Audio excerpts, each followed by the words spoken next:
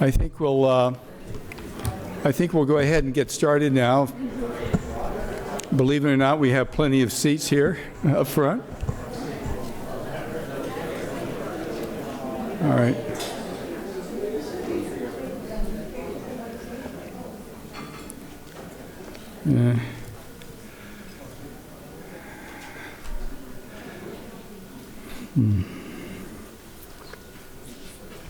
Well, good afternoon, everyone. I want to thank you all for joining us today at our annual MGH Fund Lecture. And looking around the room, it's great to see so many people that I know. I don't know all of you, so for those of you who don't know me, my name is Britt Nicolson, and I'm the Senior Vice President for Development here at the MGH. And I've had the pleasure of attending this event many years, and it really is always one of my favorites. And if you ask why is it one of my favorites, it's one, it's just a time we get to celebrate some of our most loyal and impactful friends, our MGH Fund donors. And this is really one of the opportunities that we have to share with you what your gifts actually enable us to do, as well as to introduce you to those individuals who are carrying out that work that make a difference. And as MGH Fund donors, you really are special. You're special because your giving to the MGH is completely unrestricted, and it really is humbling that those unrestricted funds basically carry with it a message, we trust you. And to have that trust sort of placed in the institution is something that we don't take lightly. And what do your gifts allow us to do? They allow us to actually meet the needs of today and actually sort of prepare for the future of tomorrow. And again, I'd like to personally just sort of thank you as I'm beginning to wrap up my 46-year career at the MGH. For actually supporting an institution that I think is uniquely special and that I love so dearly. Now, once again, we have really a wonderful program that we've scheduled for you this evening. And tonight, you're going to have the pleasure of hearing from several of our colleagues at Mass General, and specifically colleagues who are at the Mass General Revere Healthcare Center to learn more about the importance of food and actually how we use it as a medicinal tool. Now, food as a medicine is not a new concept, and I think all of us here really recognize its value on health, especially nutritional foods. But our panelists today are going to focus on the work being done at Mass General and our partner institutions to increase access for our surrounding communities. Now, tonight you're going to be hearing from a very good friend of mine, Dr. Roger Pasinski, who's director at Mass General Healthcare Center. You'll be hearing from our panel moderator, Dr. Jose Florez, who is co-chair of the Departments of Medicine at Mass General and Brigham and Women's Hospital. And from our panel participants, who include Dr. Wendy Macias-Konstantopoulos. Wendy, how did I do? Great, okay. I've had practice, but I'm getting better and better and closer. But Wendy is Vice President and Chief Diversity and Inclusion Officer, as well as Vice Chair for Diversity, Health Equity, and Inclusion at Mass General. And if that weren't enough, she's Director of Mass General's Center for Social Justice and Health Equity. Dr. Josh Metlay, Chief of the Division of General Internal Medicine at Mass General, will be on the panel. And finally, Dr. Jacob Mirsky, who's Medical Director of Mass General's Division of General Internal Medicine's Healthy Lifestyle Program and the Mass General Revere Healthcare Center Food Pantry and Teaching Kitchen. And I'm going to be serving as your host this evening. Now, our speakers this evening demonstrate the incredible caliber and breadth of talent at Mass General, and their accomplishments in community health illustrate the impact of philanthropy. This program would not have been possible without philanthropy. Now, after the talk, we're going to be having a short question and answer session where you'll have a chance to ask questions of our speakers directly. But before we begin our program as Food as a Medicine, it's my pleasure to introduce you to our first speaker, Dr. Marcela del Carmen. Marcela, keep your seat, because this is going to be a little bit longer introduction than you've been used to. Okay.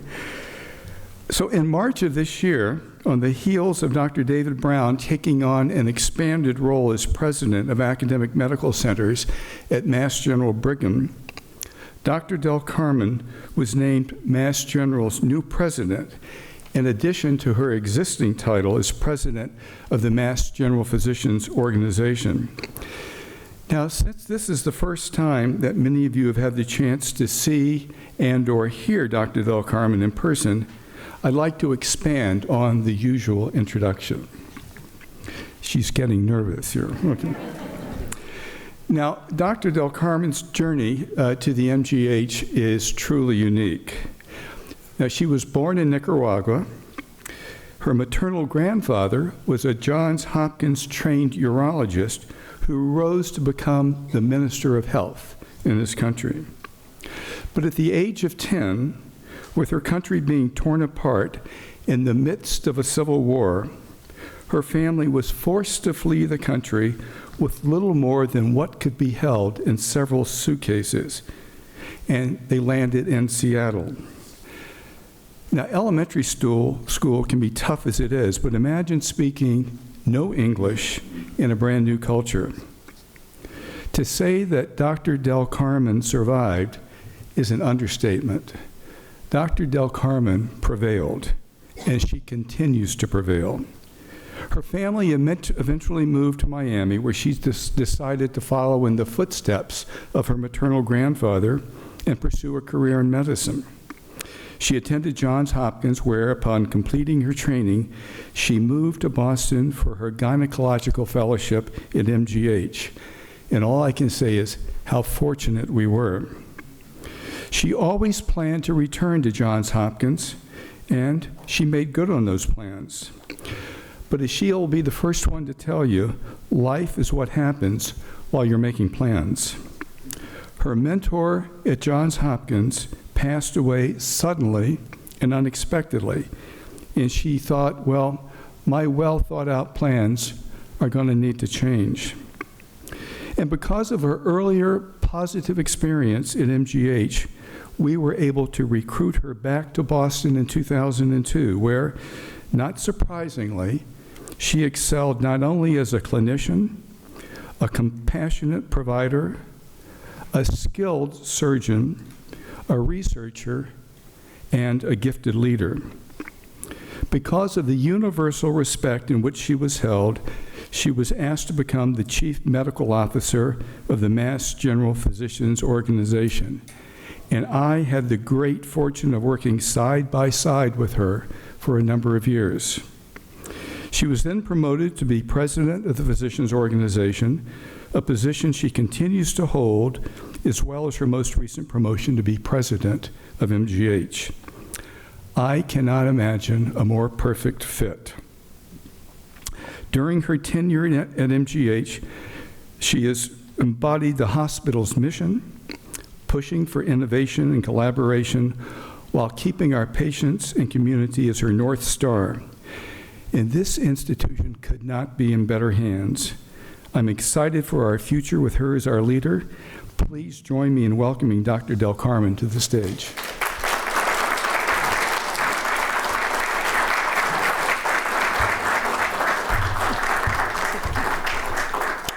Thank you. Thank you, Britt. I hope I can stand up to all of that. I wish my parents were here. Maybe even Dr. Klebaski, my boss, I may get a raise. So it's really a privilege to be here with all of you this evening. And I want to start by thanking all of you for believing in the MGH and in our research and in really the 4 pillars of our mission: clinical care, research, education, and community service.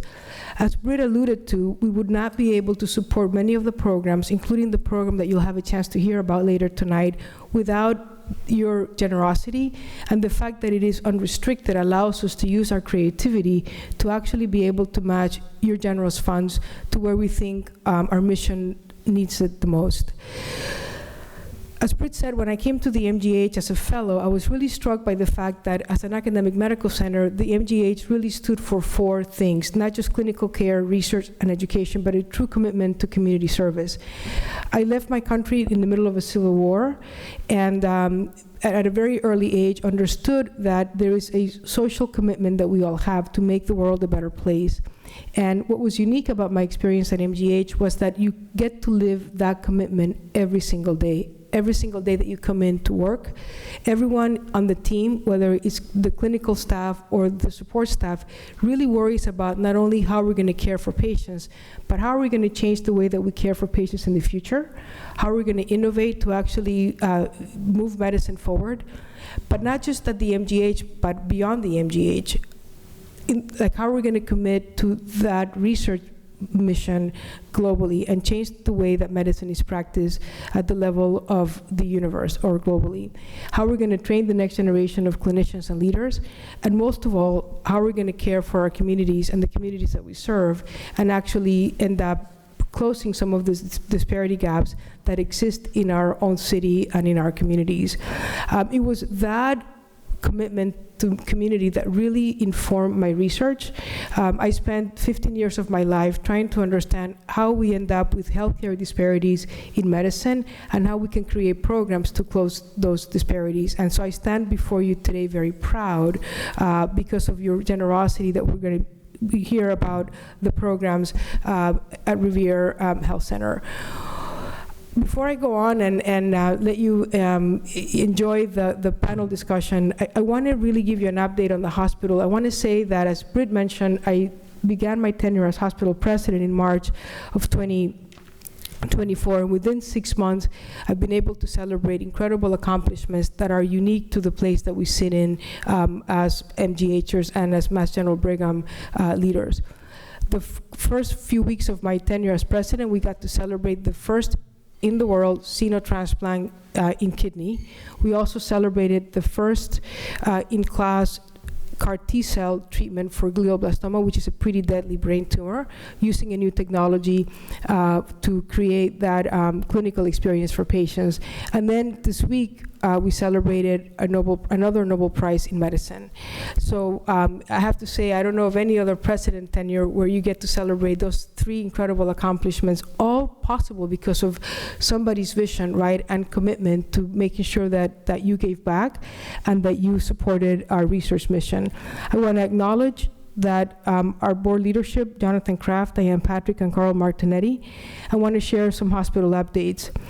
As many of you know, we're only a couple of months away from the end of our historic fundraising initiative, the Campaign for Mass General. This undertaking, which is the largest campaign in Mass General's history, began several years ago and has triggered endless opportunities, from novel, life-changing cancer treatments to advancements in our social services. These funds have raised, that we have raised, will enable us to continue to create that experience for our patients. We'll continue to create experiences where we can actually support research, train the next generation of clinicians, and continue to support our communities. I want to give you an update on the Philip and Susan Reagan building. As you know, the East Tower is underway. We actually had a chance to have a topping off ceremony a few weeks ago, and the East Tower will house cancer, and it will allow us to co-locate clinical care, research, and education for the first time. The West Tower, which comes after that, will be completed in 2030. The East Tower is scheduled to be completed in 2027. And I would argue that these 2 towers will actually allow us to revolutionize the way that we care for patients and the way that we continue to commit ourselves to the other 3 parts of our mission. They're single-handedly the most important towers that we're going to build on this campus, following the Bullfinch building in 1811. It is truly unique, I think, for us to be able to say that at a time that medicine is going through so many transformations after the pandemic, that we are still able to provide not only extraordinary clinical care, but really continue to think about how we're going to change care in the future, and that's only done through research, and research can only be done through the generosity and support that you've offered the Mass General, and that trust that Britt talked about earlier to allow us to use the funds in an unrestricted fashion. As I said earlier, when I came to the MGH, I was really moved by the community commitment and had the privilege of working as a physician in training at Chelsea, where I really saw firsthand the commitment that this institution has made to leave no one behind. I think that you are in for a treat because you will see how that commitment continues to grow. And it is truly my privilege and pleasure to introduce to you Dr. Pasinski, who actually will give you a little bit of more detail about the programs at Revere, including our teaching kitchen and the food panel. So, Roger, thank you, and without any further ado, I'll leave the podium to you. Thank you.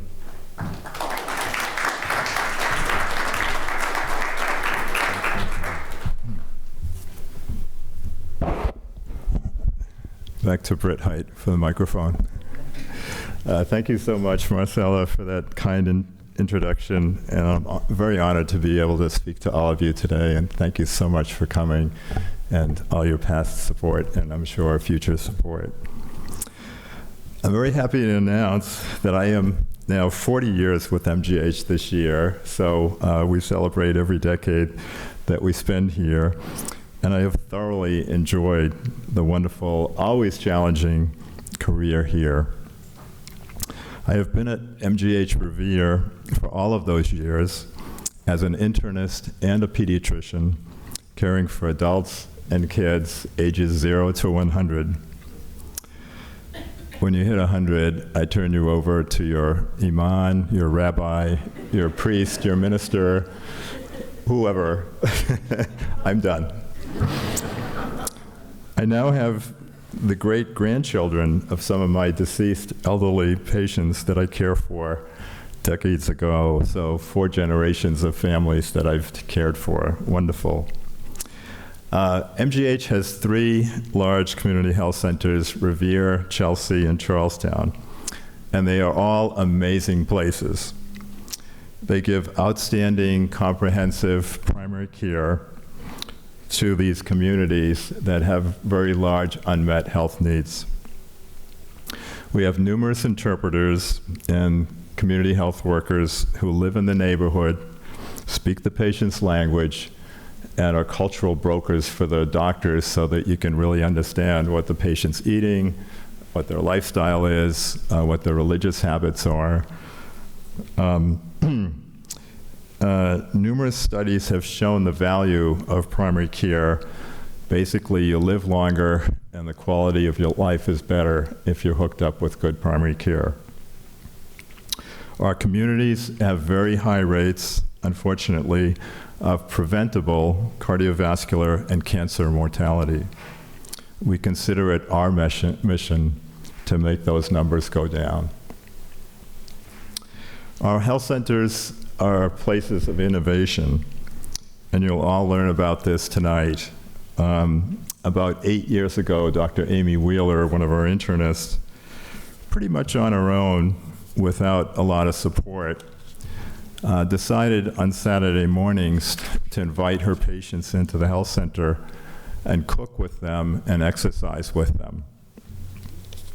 These were patients who were struggling with their weight, with diabetes, with hypertension, with osteoarthritis, with multiple health conditions that were lifestyle-based. Fast forward to 2018, when Dr. Jacob Mirsky joined our health center with a strong passion for healthy lifestyle promotion. And he very quickly built on Dr. Wheeler's start to build a very robust program of healthy lifestyle group visits for hypertension, for diabetes, and for multiple other health conditions that do well with lifestyle modification. With Jacob's strong leadership, he and Debbie Jacobson, our administrative director, and Michael Lenson started our plant-based food pantry in 2020, January 2020, amazingly 3 months before COVID hit. In 2023, they opened up our teaching kitchen, the first of its kind in the MGH system. And there was a slide that you all showed of the teaching kitchen. Hopefully that'll get back up. We currently have 160 families that we serve, and in 2023, we distributed 4,228 bags of healthy plant-based foods, and 1,006 of those were delivered to the homes of vulnerable families with transportation barriers. It is now my honor and privilege to introduce Dr. Jose Florez, Physician-in-Chief and Chair of our Department of Medicine, and also the Jackson Professor at Harvard Medical School. Dr. Florez will moderate our panel.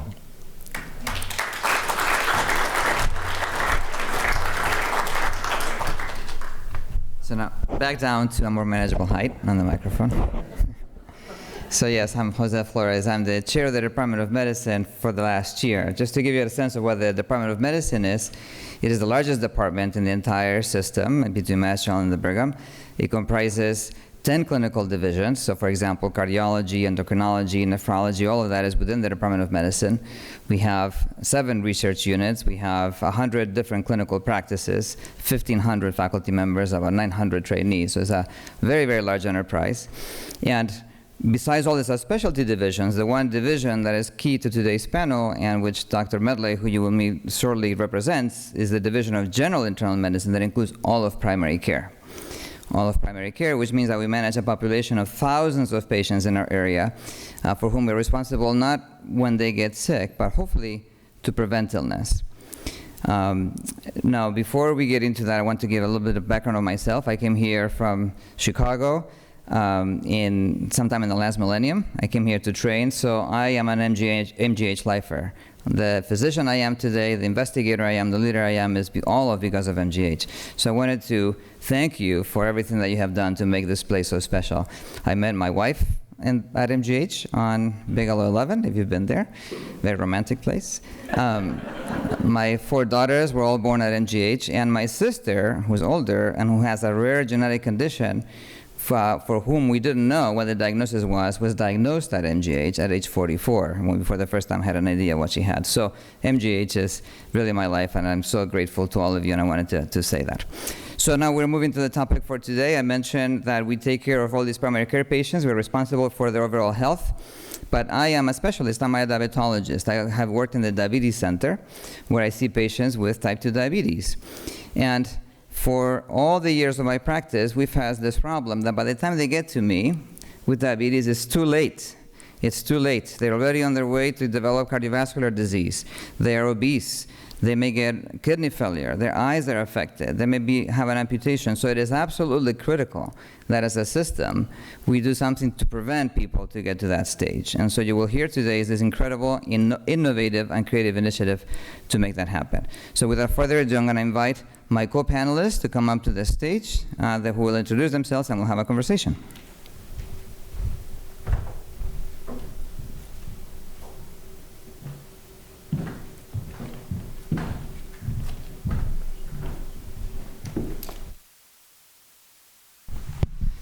Great. So we're going to, just to speed things along, we're going to have them introduce themselves and say a few words. So we'll start with Dr. Mirsky. Hi, everyone. Jacob Mirsky. I'm a primary care doctor at MGH Revere, as Roger was mentioning. Board certified in internal medicine and lifestyle medicine. Lifestyle medicine might be a term that's new to many of you. It was new to me a few years ago as well. And it doesn't have the best name. Lifestyle means lots of things to different people. I think cosmetic changes and certain ointments or goops. But really at its core, lifestyle medicine means behavior change, and in particular, evidence-based behavior changes that are known to prevent and treat chronic disease. So I focus on lifestyle medicine and internal medicine in my work in the Division of General Internal Medicine. And then, as was mentioned earlier, I'm also the medical director for the food pantry and teaching kitchen. So I'll share a little bit about the work that we do in more detail, but in short, I have made several movements east. In my medical training, I started at UCSF, the University of California in San Francisco. for medical school. I came east to the Brigham for residency, and then I only had a few more miles to go. Now I'm on Revere Beach, so unless Nahant opens up, I don't know, a fellowship, I'm not going to do much more. But the reason I moved from the Brigham to MGH, and as a side note, I'm sorry to say, I canceled my MGH residency interview because I heard some things on the West Coast that are very much not true, but I was so inspired to learn about the commitment to community service and community care. And when I met with Josh to talk about an opportunity to work in Revere, I was convinced that there would be tremendous opportunities to really innovate the way that we focus on behavior changes and lifestyle factors, especially for underserved populations. So I'm thrilled to be here, happy to talk about the food pantry, our teaching kitchen, but I owe a tremendous amount of debt in the very small circle here. Jose's newer in my circle, but happy to have you here. But really grateful for all of the support that we get at MGH to do the work that we do in Revere. Dr. Metlay. Good evening, everybody. I'm Josh Metlay. I'm a primary care physician. I'm an epidemiologist. I actually study respiratory infections, which fortunately we don't have to talk about as much right now. I'm the chief of the Division of General Internal Medicine. As Jose mentioned, it's a rather large division. We are the largest division in the hospital. We have the largest department, largest division. We're actually probably one of the largest divisions of general medicine in the country. And that's because we oversee a very large primary care program that includes over 16 practice sites and the 3 community health centers that we'll talk more about, and also the inpatient side, which is hospital medicine. To give you a little story of myself, I actually had finished my training here. It was when I had finished my research training, and had most of my career at the University of Pennsylvania. And actually pretty happy there. And then found out about 11 years ago that the position had opened up to be the chief of general medicine at Mass General. And that's one of those things where everybody says every so often there's sort of a once-in-a-lifetime opportunity. And it was well known then, and it's still well known now, that the role of general medicine in an academic hospital is uniquely important at a place like Mass General. It's not just in the name, it's really in the DNA. And a big part of the reason that I came was to be a part of that kind of fabric, where I knew that primary care was really central to the mission of the hospital, and that our work here really was going to reflect all of the missions of the hospital in clinical care, and in training, and in research, and in community care. And it was really just a remarkably wonderful opportunity for me. This program that you're going to hear about is an example of the sorts of things that philanthropy made possible, and the talented people who are here really realize those dreams. It's really remarkable. And thank you all for coming. And Dr. Macias-Konstantopoulos. Great, thank you. So thank you so much for being here today. I'm delighted to have an opportunity to speak with all of you. As was mentioned, I am a Chief Diversity and Inclusion Officer, work very closely with faculty, trainees, and medical students, and work in the emergency department. I'm a practicing emergency physician. I've been here at MGH for just over 20 years. Did my training here, my fellowship here, kind of grew up here. This is my academic home. And I would say that my journey to MGH was sort of circuitous, and you'll hear about it a little bit down the line, but similar to Dr. Marcela del Carmen, I made my way from Florida up to the north and have now been here the longest that I've been anywhere in the world. So really something to kind of celebrate, because the reason why I continue to stay at Mass General is because of the founding credo that is very much alive today. Our founding credo is, when in distress, every man becomes our neighbor, and that is so true. That spirit is quite alive. People who come to Mass General come because they care about patients, they care about their academic contributions, and most importantly, they want to contribute at a larger scale level. They don't just want to see patients in an examination room, they want to have a greater impact on health, either through research, through preparing our future professionals of tomorrow, or through community health in this case. And I've had a fairly enjoyable career in community health and health equity and advocating for patients, innovating clinical programs to close the gap on some of the disparities that we see among our own community. In the emergency department, we serve over 120,000 visits per year, and many of our patients are very vulnerable patients who have disproportionate barriers, both to health care as well as to services. They really face the social determinants of health that have been mentioned already, food insecurity being one of them, but also housing, transportation access, being unable to get into healthcare systems, and so forth. So I am delighted to be here and to be in support of such a wonderful program, and looking forward to conversation. Great. So I'll have maybe 2 or 3 questions to get the conversation started, but the goal is to engage the audience after that initial conversation. So we'll start first asking a few questions from the panel, but then hopefully you will get to ask questions yourself. So let me start with Dr. Metlay.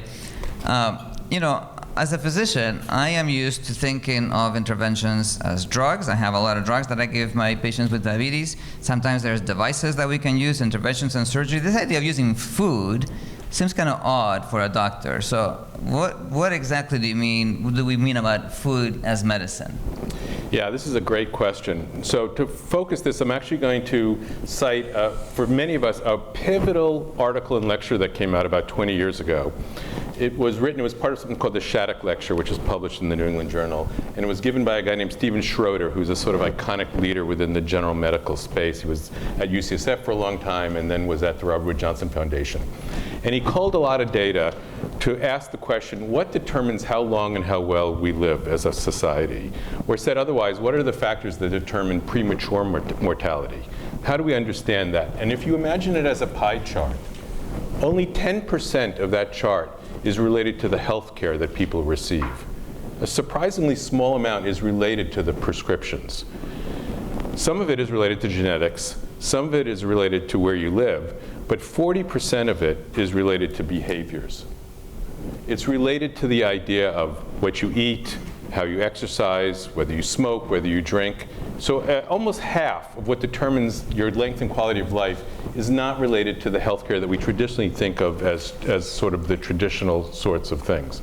And so for us in medicine, if we're about improving health, we can't ignore this reality. We have to recognize that there have to be other things in our toolkit to deal with these things and not be limited to just that 10%. And the other revelation that comes from this is that once you start to talk about behaviors, you realize that changing behavior is complex, and changing behavior requires relationships between the physicians and the patients. It's not going to happen in a single encounter. And so what we started to realize is that in primary care especially, where you have these longitudinal relationships, there's a unique opportunity to start to talk about these kinds of behaviors and start to talk about how things like what you eat and what you cook are actually some of the most important elements of your health that we can deliver.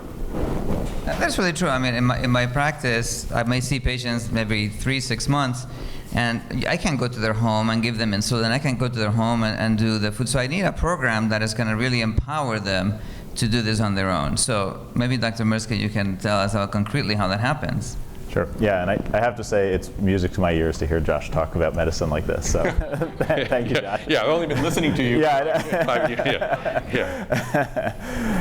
So in thinking about programming, how you actually implement this concept of food as medicine, how you address what Josh was mentioning was really the slide that I saw in medical school that changed my career when I saw that exact pie chart.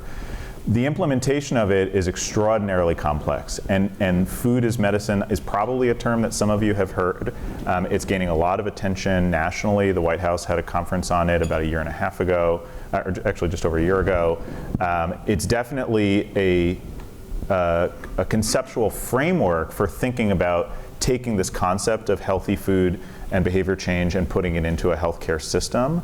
But the realities are really quite daunting because for the reasons that you mentioned, this isn't just about a one-time fix. It's not writing a prescription that'll get refilled at a pharmacy every 90 days. This really is about changing people's lives. So food as medicine means many different things to different people.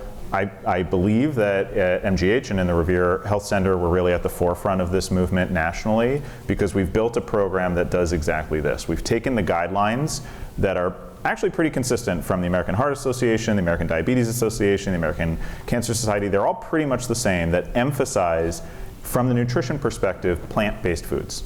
The more foods that we eat that come from the ground, in general, the healthier we are.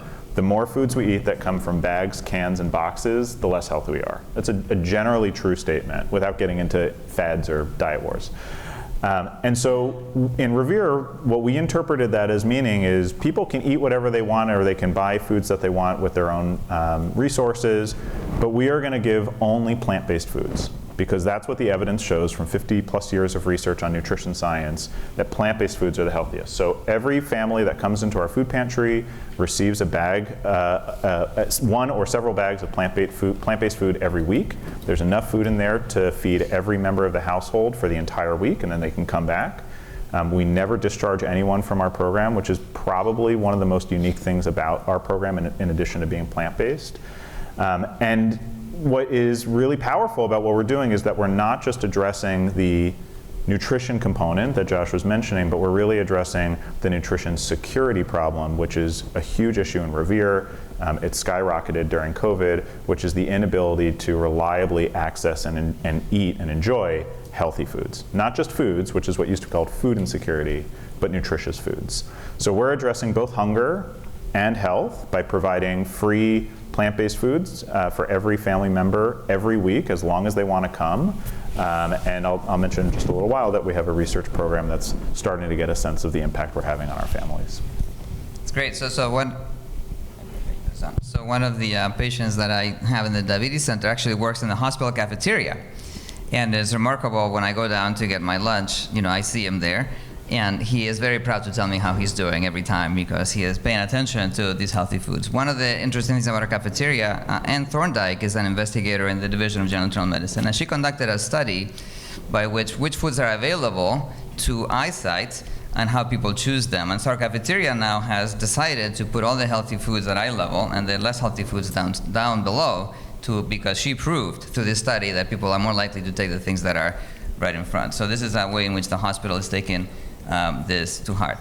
But my Spanish-speaking patient in the cafeteria raises the question of how is this important in terms of health equity? Because the opportunities may not be the same. One thing, you may live next to a Whole Foods supermarket and be able to have access to very nice things, but some people work 2 jobs, some people don't have time to have a regular meal schedule, and then that is disproportionate based on opportunities and access and income, etc. So maybe Dr. Macias can tell us a little bit about how do you see this playing into this health equity and how we serve our communities. Yeah, thank you. So I would say that the Food Pantry and Teaching Kitchen is just an excellent example of a program that is going to help close that gap. Our patients who maybe don't have access to food can go there and can acquire a bag of food every week that has nutritious plant-based options for them. They are being not only met in their own community, but they're also being accompanied down a journey to better lifestyle and better food choices. I think in the ED, for example, we see that issues like food insecurity, nutrition insecurity, really impacts those who are already vulnerable, those who are socioeconomically disadvantaged, those who come from diverse backgrounds and have barriers in meeting the needs of their families. And so a program like this not only provides them with the actual food that is nutritious for them, but also teaches them how to incorporate more healthy options into their diet. So they can take their very sort of traditional cultural dishes and swap out certain choices to make that dish even healthier than what it already is. So they can continue to enjoy what is culturally appropriate for themselves and their families, but make better choices around those food options. And we know that food insecurity, nutrition insecurity really impacts the most vulnerable. It disproportionately also impacts their health. So they're more likely to develop obesity, chronic medical diseases like obesity, cardiac disease, diabetes, and it leads to higher rates of ED visits, emergency department visits, higher rates of hospitalization, and even longer lengths of stay when they're hospitalized.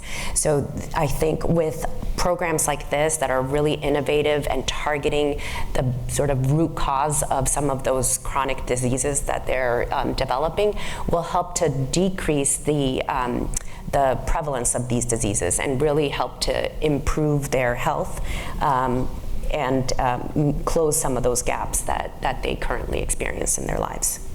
All right, so maybe just moving toward the future. You started this program, it's very successful, it has the reach that it has. Do you see it informing the future of healthcare at this large Mass General Brigham enterprise, and what would be required from a resource perspective to kind of capitalize on that vision? A blank check would be very helpful, because this signed. Because what we're talking about here is really fundamentally changing the way that healthcare is delivered in the U.S.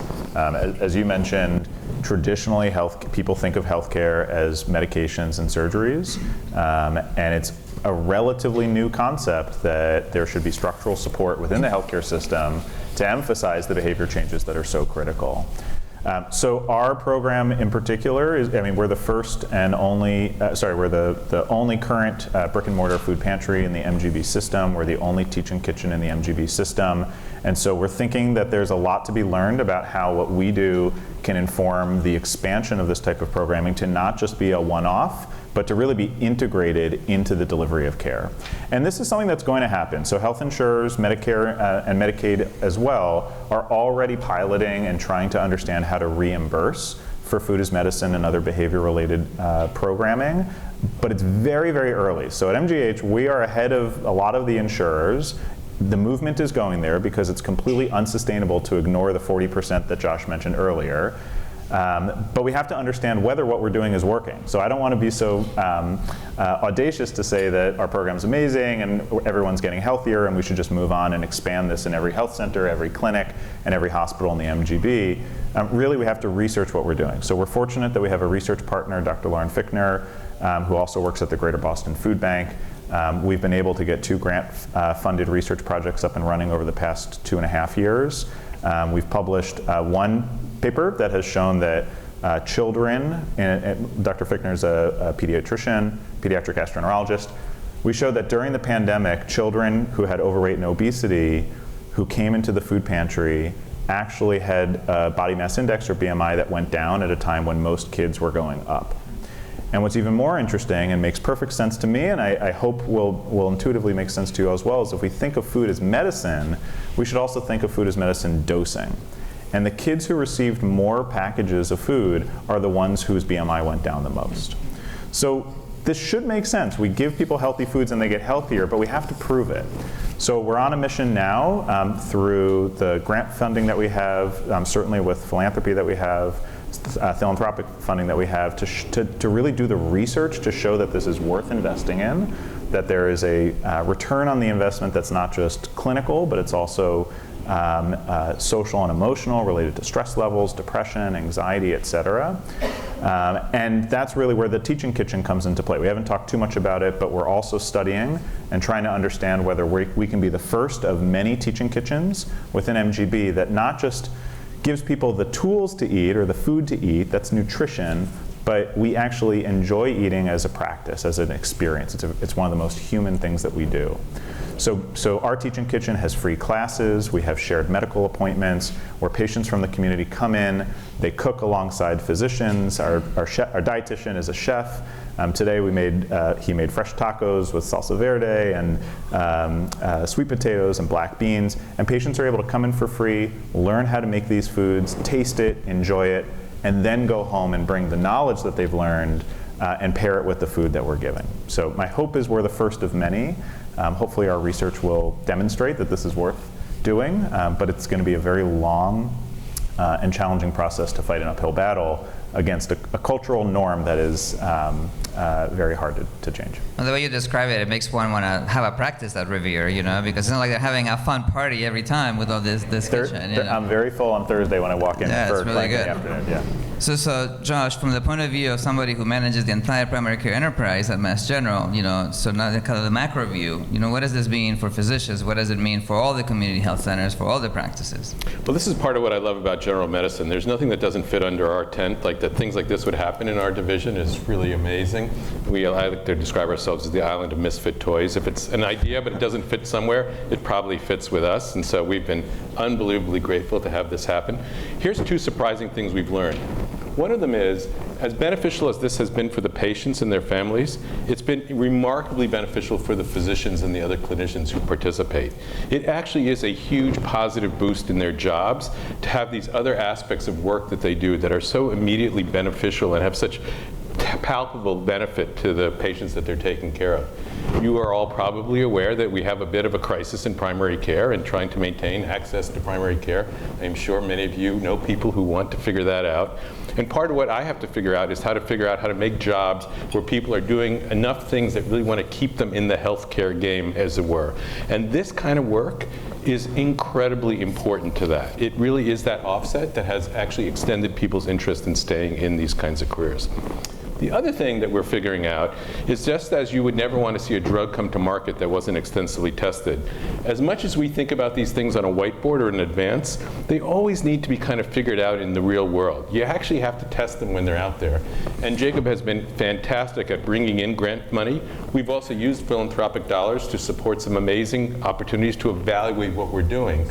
And one of the things that we're learning is that you can really have it both ways. You can expand access to these clinical services, and at the same time do it in a way where we can actually learn about what's working and what's not working. So as we think about expanding and bringing some of those same things, the food pantry and the teaching kitchen, to some of our other health centers, it's an enormous opportunity to ask questions about how can we do it better, how can we do it differently, and this is really where you can marry the clinical arm of our division with the research arm, which has really been fantastically successful. That's great. So Jacob has told us about changing the lives of individuals. Josh is about the community, but I'm gonna give Wendy the big one. How about society? Do you see this sort of thing affecting society, the people who are coming from all over the world to work and live here? And how do you see this playing out in the future? And what role can philanthropy play? Yeah, absolutely. Thank you for that big question. So, as I mentioned, you know, the ability to actually provide healthier options to individuals and their families. And as Dr. Mirsky mentioned, they go back home. They share that knowledge with their families, with their friends. And now it's coming from a trusted source of information who is getting accurate information straight from physicians, working alongside physicians, nurses, and other professionals in the teaching kitchen to acquire that knowledge. So that is so critical that if we could scale that and bring it to a larger group of communities and individuals, we could potentially see, not right away, but down the line, we could potentially see a transformation in the health of our society, right? We as a society, we've all heard, we are what we eat, right? So we as a society truly are a reflection of what we're eating and what access to which resources we have. And if we can provide that access and close that gap, potentially we are transforming lives, helping our society to be healthier in general, helping our society to not rely on $3 McDonald's menu food options for their caloric intake, right? Because when it comes down to having to choose between paying rent or food, you might go with paying the rent. Same thing with medicines, right? There's so much work to be done in this space. And when you cannot afford food that is nutritious, because whole foods and produce tends to be fruit and produce tend to be the more expensive options. And if you cannot afford that, and all you can do is buy a $3, McDonald's meal just to fill your belly and get through that hunger, that is problematic, and it continues to perpetuate these chronic medical conditions that are absolutely preventative. And so I see a world, maybe not tomorrow, maybe not even 5 years down the line, but if we can keep these innovations going and keep them alive and scale them out and expand them, if the research agrees that this is what we should be doing, then I am confident that that could transform the lives and the quality of life, the improvement of lifestyles, and people kind of teach each other, right? If you see a good friend that you haven't seen in a long time and they're looking, nice and healthy and glowing and they've lost weight, you're going to ask what they're doing. So that information gets around, right? And if we can help to improve the health of our patients, we really are not just improving their lives and the lives of their children and their families and friends, but we are also even improving our healthcare system and our ability as a healthcare system to maintain health, so that we can focus on that 10%, right? That 10% that they actually need a doctor for. Great, so very uplifting. Thank you so much. I think at this point I will ask Roger to join us on the stage, and then Britt Nicolson will moderate the questions and answers from the audience. I don't know if there's microphones for the audience, or we can share. Yes, there are. Okay. So please ask questions and. Yeah, so please, right here. I'd like to know what you think the benefits are or not benefits of caffeine in your diet. And my second question is, what do you actually give in this plant-based bag of food that people are coming in to get once a week? I would like specifics. Great. And generalities, but I know what you're supposed to eat, but I don't necessarily know what is always a good thing. Jacob, I'm going to give this to you. Caffeine. Yeah, I can take the caffeine one too. There's actually a big research study that came out recently around caffeine and coffee, and looked independently too. Turns out that low doses of caffeine are probably beneficial in a variety of ways. For a long time, it's been shown that caffeine and coffee and tea intake in particular has been associated with longer living, so longevity. It's thought that probably has some sort of benefit in the cardiovascular system. I don't know too much more about the mechanisms beyond that. I know the study that came out recently looked at people who had a pretty moderate amount, or moderate to high amount. I think it was 300 milligrams of coffee, which is, depending on the coffee, you're drinking 3 cups a day. But obviously there are some downsides for some people. So in general, I'd say the rule of thumb is that caffeine and caffeinated drinks can be healthy. Of course, there are lots of medical conditions where it should be advised to avoid it or minimize it. But that's the short answer, is that some caffeine's probably good. As far as specifics are concerned, so the Harvard School of Public Health has a phenomenal nutrition science center that has put out a national guideline that is actually adopted by the FDA. It replaced, when I was growing up, there was the food pyramid, and on the bottom was carbohydrates, and everyone was eating subsidized carbohydrates that were grown here in the US. That has changed, and the FDA has adopted a healthy plate model, which has 4 components. I'll ask you to think if you know what the 4 components are, because when I do group visits, this is what we talk about, and 9 out of 10 people don't know what's in them. Not trying to blame anyone, I'm just saying there's a lot of education that really needs to come around this. So for the 4 components that are known to be associated with better health, reductions in chronic diseases, it's vegetables, fruits, grains, and healthy proteins. So when you look at the chart, 75% of that chart is fruits, vegetables, and grains. So when I say plant-based diet to patients, what I'm talking about is the research that shows 75% of our diet, not should, I never tell people you should eat this or shouldn't eat that, but a diet that's at least 75% plant-based is really healthy. So in our bags, we try to reflect that. So we give a lot of fresh produce. Virtually all the food that we get, and we export about 7,000 to 8,000 pounds every week, is completely free. It comes from mostly the Greater Boston Food Bank. Some of it is acquired through a couple of other organizations. But we get a lot of free produce that is directly off the shelf, or would be off the shelf, at local supermarkets. This is top quality, Whole Foods quality, kale, cucumbers, peppers, potatoes, tomatoes, etc. So about half the bag, I'd say, is at least half the bag is fresh fruits and vegetables. We have a walk-in fridge and 2 large fridges to the side as well. The other half, maybe a third, is shelf-stable food. So for the grains, we have either bags of brown rice, we have whole wheat pasta, we have some bread products, we have some cereal products, but those are all grains, minimally processed grains. And then for the healthy protein part, this is where the debate can come in about, vegan, which is 100% plant-based, or animal products. We just don't have animal products because there's so many great protein sources that are plant-based. The main plant-based sources of protein are, I'll give you, again, a second to think about it. It's not tofu, by the way. Beans and lentils, or pulses, are probably the two key components. Legumes is another one, and nuts is another source as well. So we give a lot of canned beans, dried beans, and then some other protein-rich sources as well. So our bags are heavy. It's about 40 to 50 pounds for a family of 4. And it's a lot of fresh produce. It's gorgeous. I think if it's possible to put up some of the pictures, or maybe later they'll be circulating around. It is gorgeous, and then it's a lot of shelf-stable foods as well. Yeah.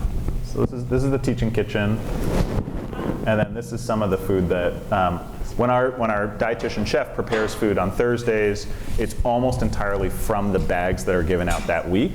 So for example, in the week that was just shown, it's broccoli, it's potatoes, it's zucchini, it's mushrooms, and I think there was actually tofu in this one. I think this was a scramble. Well, suddenly I become very self-conscious that what we have there may not be what is here. So it's kind of like a bait and switch, but anyway. I give them credit. I asked, and I give the team credit, to the MGH development team. They worked very hard to try to get plant-based options in here. It's hard. It's a culture change, but they did think about it. They're very thoughtful, so thank them when you're eating the delicious food back there. Okay. Yes, sir.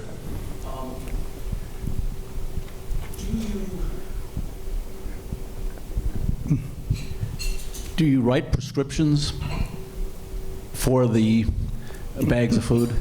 Some of the partners that I'm familiar with at the food bank that have food pantries right near their medical situation, the physicians actually write prescriptions to go to the food bank and fill it, and that carries a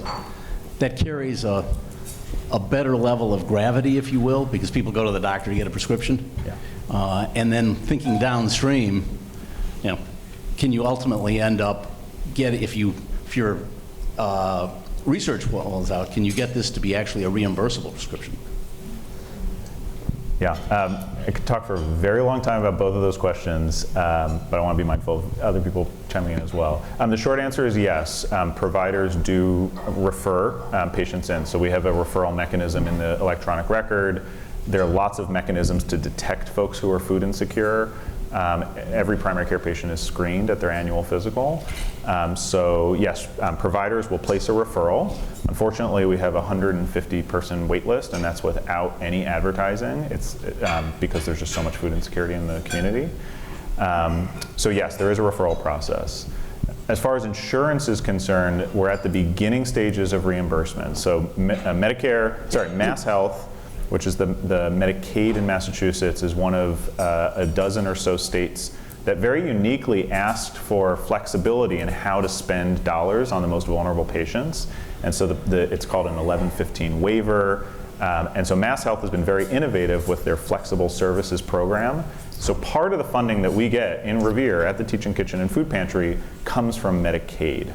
That is changing January 1st. They're trying to make it much more tangible what the reimbursements are for. There is a very complicated process undergoing across the state and very much in MGB as well. But the hope is that we are going to be the testing ground, because we're the only brick and mortar food pantry and teaching kitchen, to figure out how can we get reimbursed for the food that we provide, the services that we provide. We give our patients utensils, spices, oil. Hopefully everything we do can be reimbursed by Medicaid. When Medicaid and also Medicare lead the way, private insurers follow. So our hope is that we will be very much self-sustaining, but it very much relies on the government insurers and the private insurers as well. But yeah, that's the movement that things are going in. Yes, sir.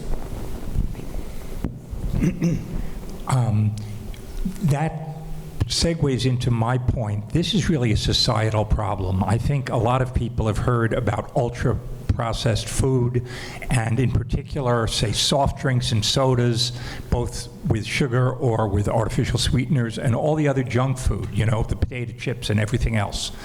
So there was a huge health benefit in this anti-smoking campaign, which succeeded in part by making cigarettes, I guess, less cool, but also by taxing the hell out of them.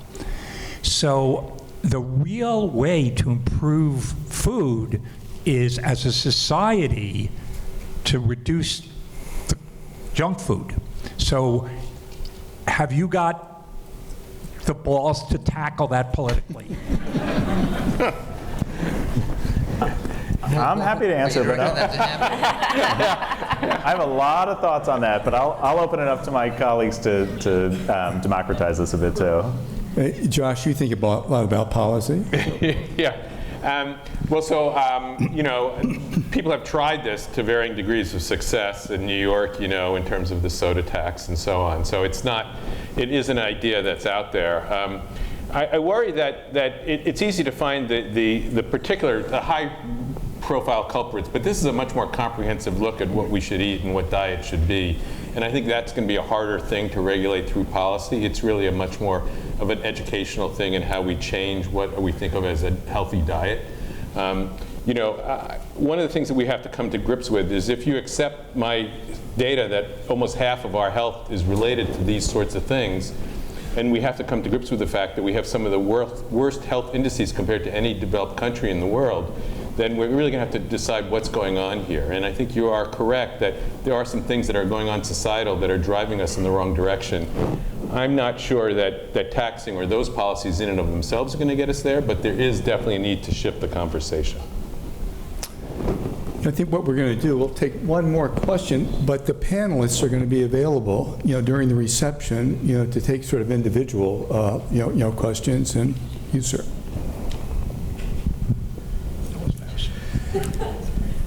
I have a.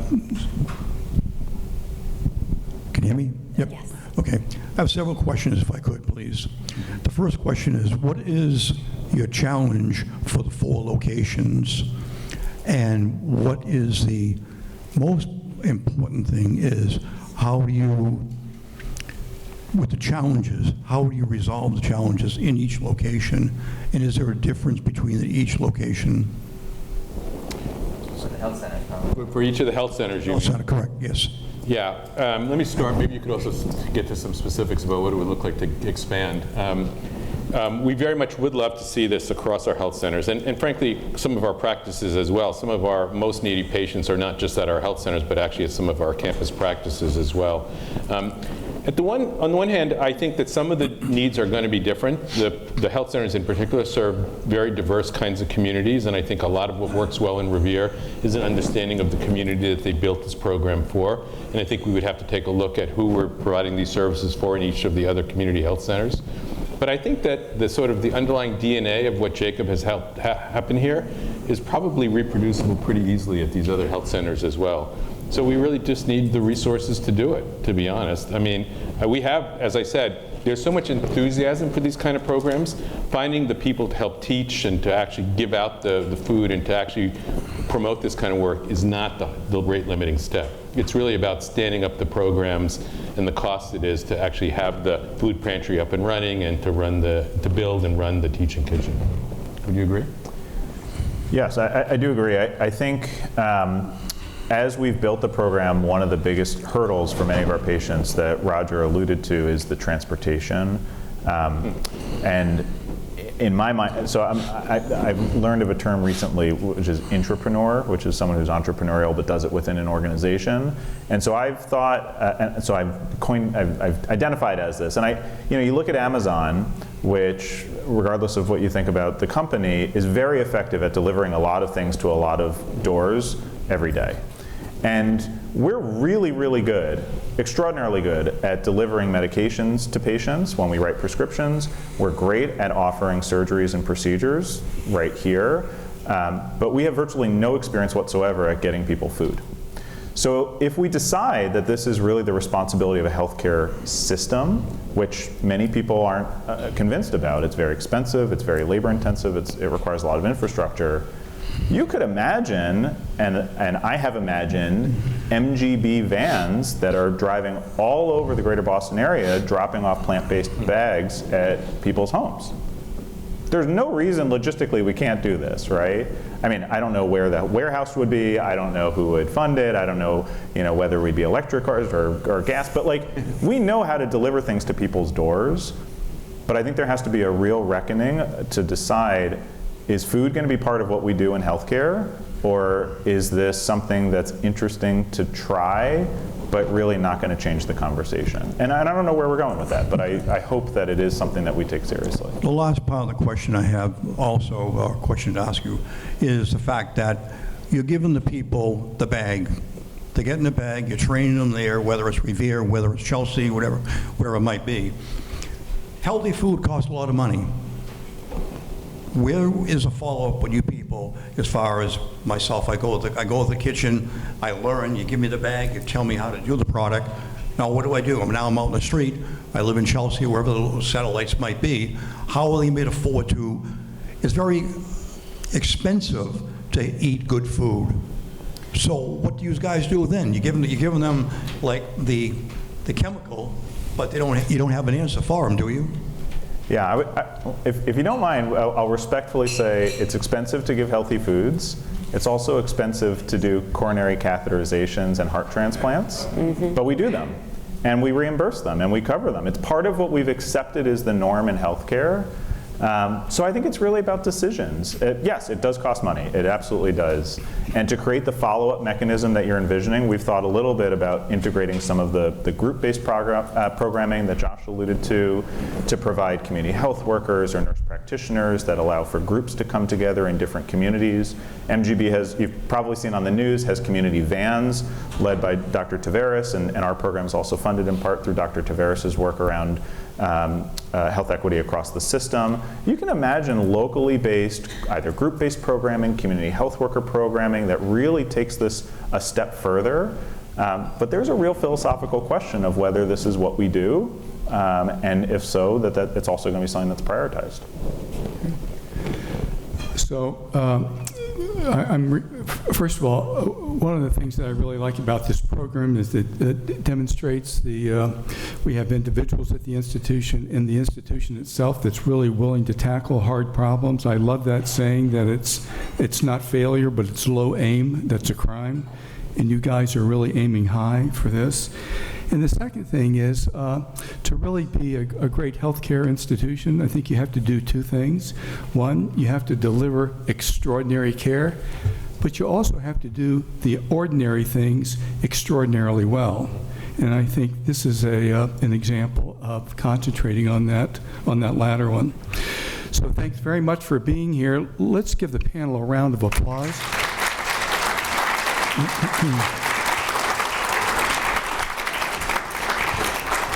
One of the things that makes these evenings so special is the audience interaction, the questions that you ask. I know there were a number of hands that were up here, so please seek out the panelists.